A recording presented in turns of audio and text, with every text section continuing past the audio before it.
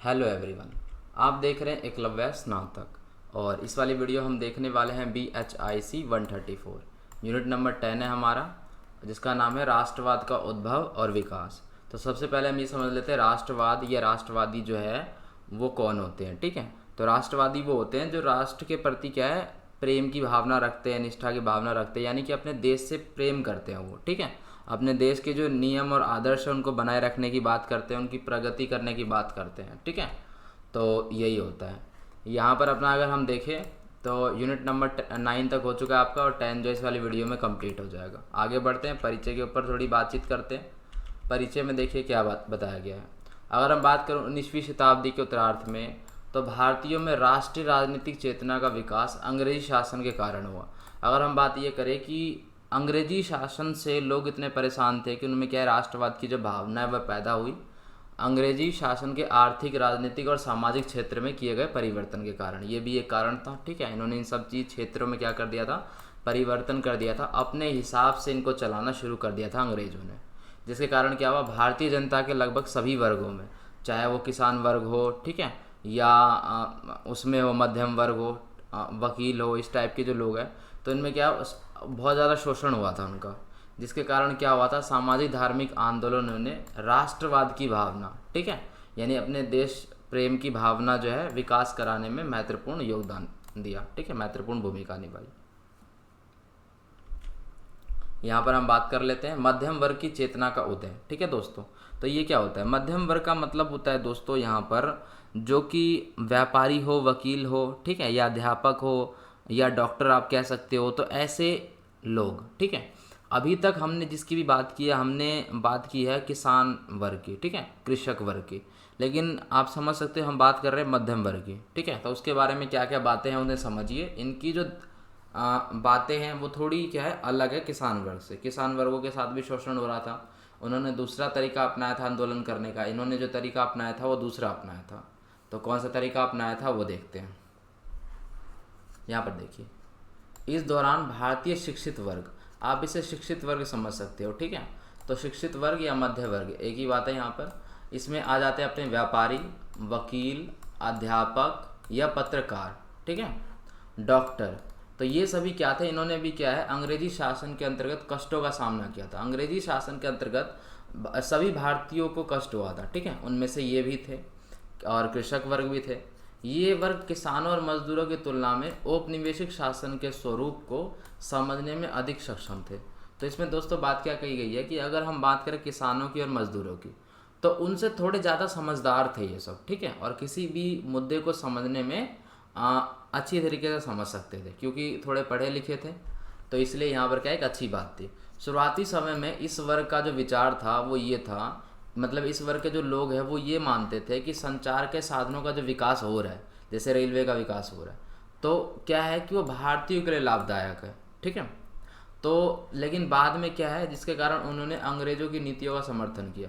तो इनको ये भी लग रहा था कि चलो भाई अंग्रेज़ जो भी काम कर रहे हैं उसमें भारतीयों का भी फ़ायदा है और भी जो आगे काम करेगी उसमें भारतीयों का फ़ायदा है। लेकिन समय बीतता गया और इनको पता चल गया, बाद में स्पष्ट हो गया कि अंग्रेज़ों ने जो भी चीज़ें की है, जो भी चीज़ ऐसी लग रही थी कि भारतीयों के फ़ायदे के लिए की है, तो वास्तव में वो है शासन को सुदृढ़ बनाने के लिए, यानी अंग्रेजी शासन को मजबूत करने के लिए वो ये सब काम कर रहे थे, अपनी नीतियाँ बना रहे थे। उनका जो मेन पॉइंट था आपको पता है, प्रॉफिट कमाना था। ठीक है, तो इसके बाद विद्रोह शुरू हो गया और विद्रोह किया इन लोगों ने भी, लेकिन इनका विद्रोह क्या है, मध्यम वर्ग का जो विद्रोह है वो किसानों से, कामगारों से और जनजातियों से, जो दूसरे जो लोग थे उनसे क्या है, उनसे थोड़े अलग थे। ठीक है, इन्होंने विद्रोह का जो रास्ता है वो दूसरा अपनाया और इस प्रकार के तरीकों को अपनाया जिस तरीके की हम यहाँ पर बात करने वाले। तो इनका जो तरीका था वो ये था कि इस वर्ग के लोगों ने अंग्रेजी नीतियों के खिलाफ इनकी आलोचना की और इनके ऊपर किताबें लिखी, ठीक है, लेख लिखे, समाचार पत्र लिखे। ठीक है,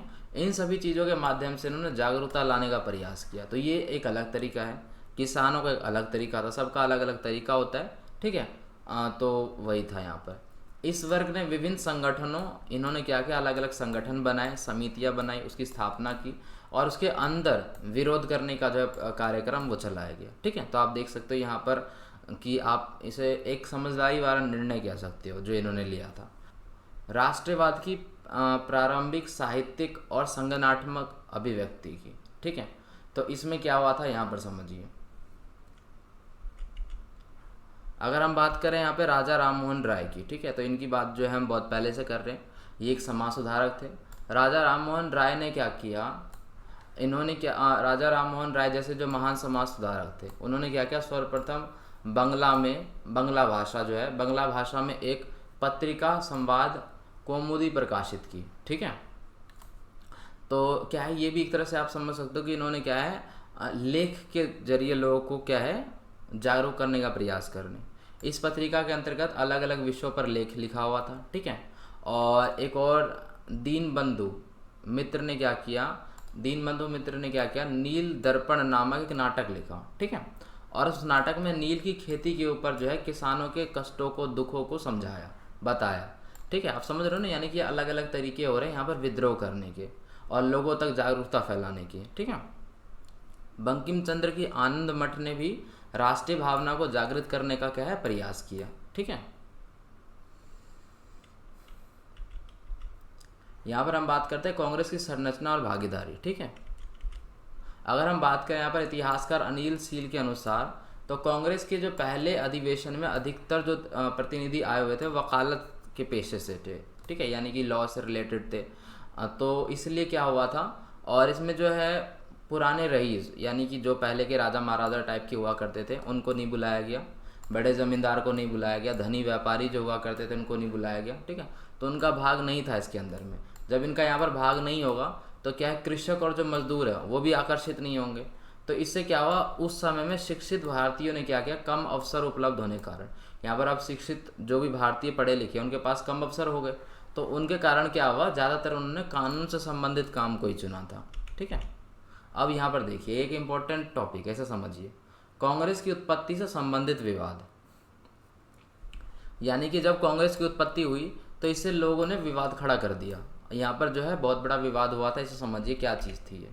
हुआ क्या था, एक अंग्रेज अधिकारी A.O. ह्यूम, ठीक है, जो A.O. ह्यूम द्वारा भारतीय राष्ट्रीय कांग्रेस की स्थापना की गई थी। तो एक ये बहुत बड़ा विवाद था। क्यों? क्योंकि ये एक अंग्रेज अधिकारी थे, तो लोगों को ये लग रहा था कि ये अंग्रेज अधिकारी है तो ये एक ऐसा ही काम करेगा जिससे भारतीयों का फ़ायदा नहीं होगा, प्लस में क्या है, अंग्रेज़ों का फ़ायदा होगा।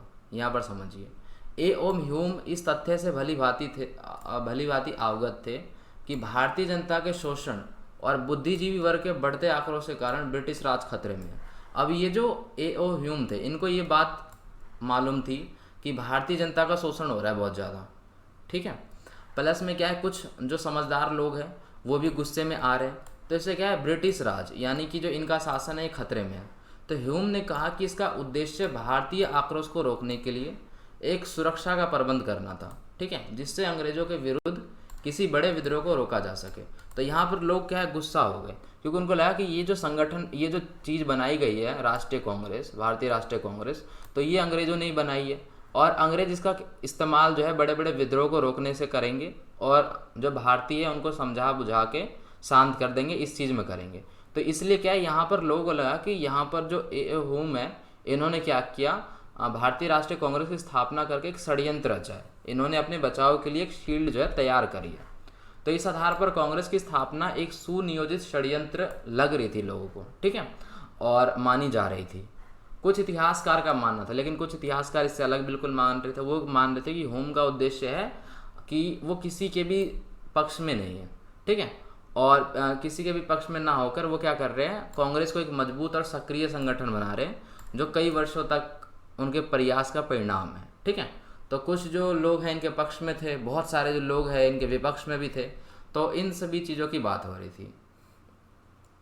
अब यहाँ पर समझिए दोस्तों, यहाँ पर हम बात करें एक नरम दल की। ठीक है, आपको पता है कि उस समय में जो है नरम दल और गरम दल। ठीक है, तो इस टाइप की जो दो ग्रुप बट गए थे। जो नरम दल थे वो शांति से बात करते थे, किसी भी चीज़ के लिए वो जल्दी से क्रोधित नहीं होते थे। ठीक है, और जो गरम दल थे वो क्या है, वो नरम दल को जो है बेवकूफ़ समझते थे और नरम दल की वो करते थे, बुराई करते थे, बोलते थे कि जो नरम दल वाले हैं वो क्या है, वो अंग्रेज़ों के ही साथी है। ठीक है, तो इसमें सबका उस समय में भी क्या है, जो मत था वो अलग अलग था। जिसको नरम दल पसंद था वो नरम दल में शामिल होता था, जिसको गरम दल पसंद था वो गरम दल में शामिल होता था। जो नरम दल है वो अपनी बातों से और शांति से जो चीज़ों को सुलझाते थे, जो गरम दल वाले हैं वो क्या है, वो विद्रोह करते थे। ठीक है, तो इस टाइप की चीज़ है, यहाँ पर आप समझिए इसे। पहले हम समझते हैं नरम दल को। तो नरम दल में 1885 से 1905 में नरम दल वालों की मांगे थी, यानी नरम दल वाले जो थे वो मांग करते थे सरकार से। ठीक है, आर्थिक सहायता मांगते थे, नागरिकों के लिए अधिकार होने चाहिए बोलते थे। ठीक है, आर्म्स एक्ट जो बनाया गया था उसको बोलते थे रद्द कर दो, भूमि पर जो कर है उसको बोलते थे उचित कर दो। ठीक है, तो प्रत्येक वर्ष इन मांगों को दोहराया जाता था और इनकी बातों को सुना नहीं जाता था। मतलब हर एक इन्होंने ये मांग लिख ली और हर एक वर्ष जो है इस मांग को ये दिया करते थे सरकार को, लेकिन सरकार ने शायद ही कभी इन पर ध्यान दिया हो। इसलिए कांग्रेस का जो ये काल है ये क्या है, नरम दल का युग, यानी उदारवादियों का जो युग है ये कहलाता है। ठीक है, आगे देखते हैं यहाँ पर। अब है गरम दल की बात। गरम दल उग्र दल का सैद्धांतिक अधिकार, तो इसको समझते हैं यहाँ पर क्या बात है। देखिए, अगर हम बात करें 1904 से 1905 के आसपास में, तो जो समूह कांग्रेस में प्रभावशाली हुआ वो गरम दल कहलाया। ठीक है, अब इसमें हुआ क्या, वह भारत देश का आत्मसम्मान दोबारा से वापस करना चाहते थे। ठीक है, वापस दिलाना चाहते थे। प्लस में उन्होंने नरम दल को, उदारवादियों को अंग्रेजों का हितैषी मानकर उनका विरोध किया। ये क्या करते थे, ये नरम दल वालों से गुस्सा थे। ठीक है, जो गरम दल वाले थे वो नरम दल वालों को क्या समझते थे, अंग्रेजों का हितैषी, यानी अंग्रेजों का साथ देने वाला। ठीक है, उसका अच्छा चाहने वाला, तो विरोध करते थे। गरम दल देश के 3 भागों में जो है बहुत ज़्यादा सक्रिय था, महाराष्ट्र में, बंगाल में और पंजाब में बहुत ज़्यादा एक्टिव था। ठीक है, अगर हम यहाँ पर बात करें महाराष्ट्र में, तो तिलक महाराष्ट्र में ये इनके साइड से नेतृत्व कर रहे थे, बिपिन चंद्र पाल बंगाल में और लाला लाजपत राय पंजाब में। तो ये इन सब चीज़ों का क्या है, नेतृत्व जो है वो कर रहे थे। ठीक है, अब देखिए गरम दल की कार्रवाई कैसे हुई, ये सारी चीज़ें। गरम दल के जो नेता थे तिलक, इन्होंने एक विदेशी सरकार द्वारा जनता के निजी और व्यक्तित्व जीवन में हस्तक्षेप करने का विरोध किया। अब देखिए होता क्या है कि जो विदेशी सरकार है वो सबके जीवन में हस्तक्षेप करती थी। ठीक है, व्यक्तिगत रूप से हर एक चीज़ में वो हस्तक्षेप करती थी, टांग अड़ाती थी। तो यहाँ पर क्या है कि इन्होंने विरोध कर दिया कि भाई तुम ऐसा कैसे कर सकते हो, तुम ऐसा नहीं कर सकते। ठीक है, बंगाल के गरम दल के नेता विपिन चंद्र पाल ने भी लिखा कि कांग्रेस भारत में, आप यहाँ पर समझिए, कांग्रेस भारत में प्लस में लंदन में उसकी ब्रिटिश कमेटी, दोनों ही भिक्षा मांगने वाली संस्थाएं हैं। यानी कि गरम दल वाले जो थे वो गुस्सा थे नरम दल वालों से और ये बोलते थे कि, और प्लस में क्या है कांग्रेस से भी, तो ये कांग्रेस को ये मानते थे कि भाई कांग्रेस जो है वो भारत में और लंदन में जो उसकी कमेटी है, ये दोनों ही क्या है, भिक्षा मांगने का काम करते हैं, यानी कि चीज़ें मांगते रहते हैं लेकिन वो देते नहीं है। ठीक है, तो इस प्रकार की जो चीज़ें हैं ये उस समय चलती रहती थी। अब यहाँ पर आ जाती है बात क्रांतिकारी राष्ट्रवाद का उदय। ठीक है, इसे समझ लेते कि इसमें क्या जो सारी बातें थी वो बताई गई थी। ठीक है, अब देखो हुआ क्या दोस्तों, किसी भी आंदोलन की सफलता जनता की भागीदारी पर निर्भर करता है। अब देखिए, अब कौन सही था और कौन गलत। ठीक है, गरम दल वाला सही था या नरम दल वाला सही था, इस पे सबके अपने अपने विचार है।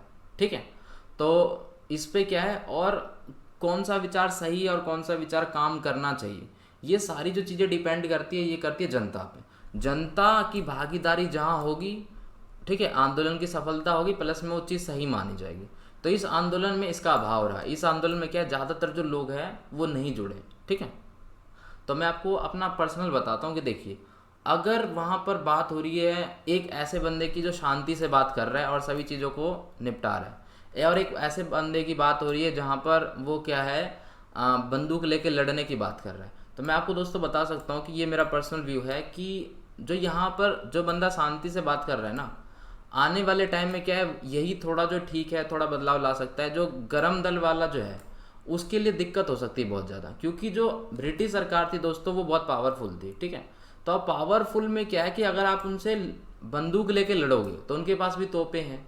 ठीक है, तो क्या है कि आप उनसे हथियारों से नहीं जीत सकते। अपने को वहाँ पर क्या करना होता है, पर शांति से बात करनी होती है। एक बार नहीं बोला तो 2 बार करना है, 2 बार में सुनाना है, तीसरे बार में सुनाना है, चौथे बार में सुनाना है। ठीक है, अगर डायरेक्ट भिड़ने की वहाँ पर बात आ जाती है तो जो अंग्रेज थे उनके पास ज़्यादा सैनिक थे, ज़्यादा हथियार थे, वो और भी सैनिक बाहर से मंगा लेते थे।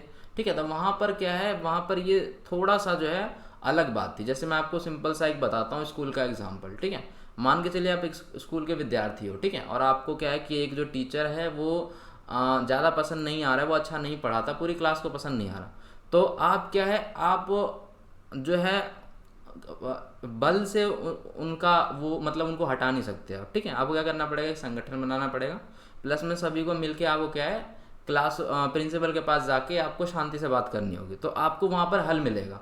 लेकिन आप सोचोगे कि बल का प्रयोग करके इस टीचर को हटा दूँ और यहाँ पर दूसरा टीचर आ जाए, तो वो चीज़ क्या है वहाँ पर संभव नहीं है। तो सेम चीज़ मैं यहाँ पर मानता हूँ इस चीज़ को। प्रशासन ने आंदोलन को दबाने के लिए सार्वजनिक स्थानों पर वंदे मातरम के नारे पर रोक लगा दी। अब यहाँ पर क्या है, अगर मैं आपको बताऊं तो यहाँ पर जो क्रांतिकारी थे, तो क्रांतिकारी लोगों को यहाँ पर दबाया जाता था, क्योंकि अंग्रेज क्या है उनको बिल्कुल विद्रोही मान लेते थे। प्लस में अंग्रेजों के पास क्या है, वहाँ पर अंग्रेजों के पास है पूरा अधिकार कि उसको क्या कर सकता है, दबा सकता है। तो वंदे मातरम के जो नारे लग रहे थे उनको ख़त्म किया गया। प्लस में अप्रैल में 1906 में सभा में भाग ले रहे लोगों पर पुलिस ने क्या है लाठीचार्ज कर दिया, ठीक है। पुलिस उनको मारपीट भी कर सकती है।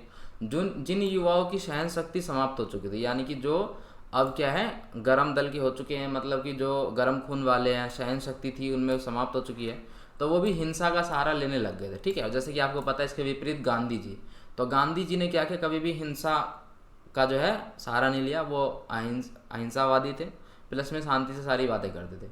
हथियार खरीदने के लिए, धन जुटाने के लिए डकैती करने लगे। अब यहाँ पर देखो, जो मतलब कि जो सही काम कर रहे हैं, सही काम करते करते उन्होंने यहाँ पर थोड़ी सी गलत काम भी किया। जैसे कि हथियार खरीदने के लिए अब क्या है, उनके पास पैसे होने चाहिए, और पैसे नहीं होंगे तो उसके लिए उनको पैसे जमा करने, उसके लिए उन्होंने डकैती करनी भी शुरू कर दी, ठीक है।